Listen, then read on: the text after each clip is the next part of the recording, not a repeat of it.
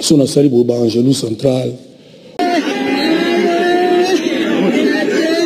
Voilà l'ambiance qui a précédé l'arrivée de la dépouille de Albert Ebossé ce vendredi à l'aéroport international de Douala. À l'arrivée de l'appareil volant qui avait à son sein le cercueil d'Albert Ebossé, le gain des pleurs est allé croissant.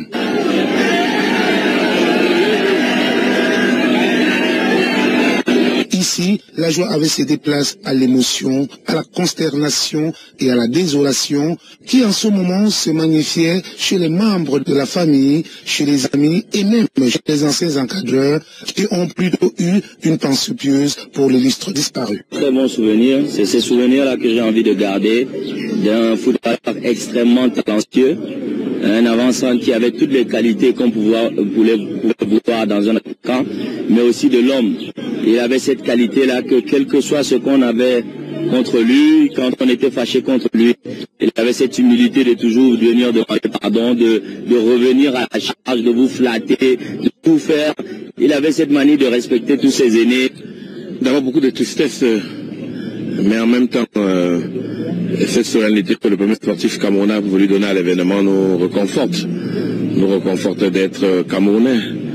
Et je pense que nous allons accompagner sa famille et toute la grande famille sportive avec nos prières, c'est ça l'essentiel. Mais c'est un jeune footballeur que nous avons eu l'occasion de dépister à Coton-sur-le-Garonne. Je dois vous rappeler qu'il n'avait pas beaucoup de temps de jeu, mais mon conseiller sportif m'avait déjà dit c'est un très bon footballeur. On avait misé sur lui, on ne s'était pas trompé. À la vue du cercueil, haute consternation. Rite traditionnel pour célébrer la bienvenue et accepter le deuil par le chef de Ndoksimbi.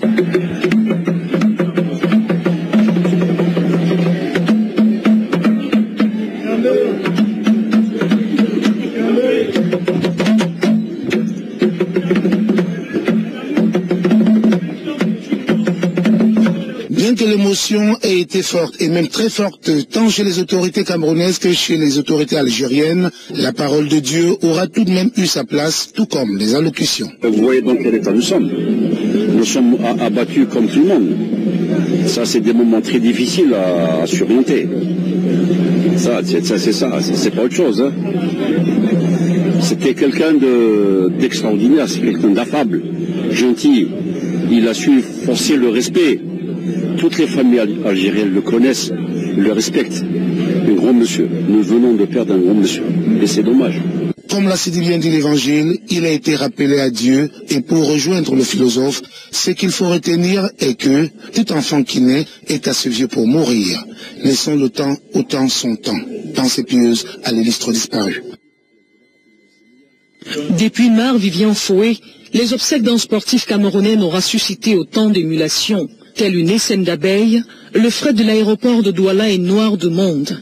L'annonce de la tragédie a fait le tour du monde et la mobilisation est sans doute proportionnelle à la perte que vient de subir la famille Bojangor, le sport camerounais et enfin son club, la JSK qui perd son meilleur buteur. L'implication diplomatique des deux pays est perceptible. 5 personnes constituent la délégation qui l'accompagne. L'ambassadeur d'Algérie au Cameroun, le frère aîné du défunt, 2 membres du club et le président de la Ligue professionnelle d'Algérie. Le ministre des Sports Adoum Garoua et le président de normalisation de la FICA Foot, le professeur Joseph Owona, représentent non seulement le gouvernement camerounais, mais aussi la tutelle sportive. À côté de la famille et Annie durement éplorée, le chef de Ndoksimbi entend élever ce fils, car il fut pour sa communauté un soldat. Face aux différentes versions qui expliqueraient la mort brutale d'Albert Ebossé, le ministre du culte confie la vengeance de ce crime à Dieu et prie pour son éventuel assassin. Solo, comme l'appelaient ses proches, s'en va, laissant derrière lui une carrière prometteuse.